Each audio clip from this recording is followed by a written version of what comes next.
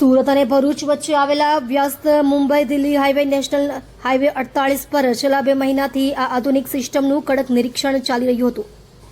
National highway authority of India NHAI દ્વારા ફેબ્રુઆરી મહિનાથી શરૂ કરાયેલ ટેસ્ટિંગ સફળ રહેતા હવે સુરતના કામરેજ પાસે આ સુવિધાને આખરી ઓપ આપીને દેશના પ્રથમ પ્રોજેક્ટ તરીકે શરૂ કરી દેવામાં આવી છે.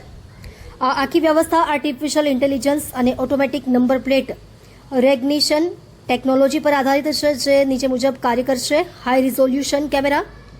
હાઈવે પર લગાવેલા ખાસ કેમેરા પૂરપાટ ઝડપે પસાર થતા વાહનોની નંબર પ્લેટને સ્કેન કરશે. Automatic payment. ફાસ્ટેગ સાથે જોડાયેલા ખાતામાંથી નિર્ધારિત ટોલની રકમ સેકન્ડોમાં જ સીધી ડેબિટ થઈ જશે. ડિજિટલ વસૂલાત. જો કોઈ ગાડીમાં ફાસ્ટેગ નહીં હોય તો કેમેરા નંબર પ્લેટ સ્કેન કરીને ડિજિટલ ઇનવોઇસ જનરેટ કરશે અને ભવિષ્યમાં દંડ સાથે વસૂલ કરવામાં આવશે. આ સિસ્ટમના અનેક મોટા ફાયદાઓ છે.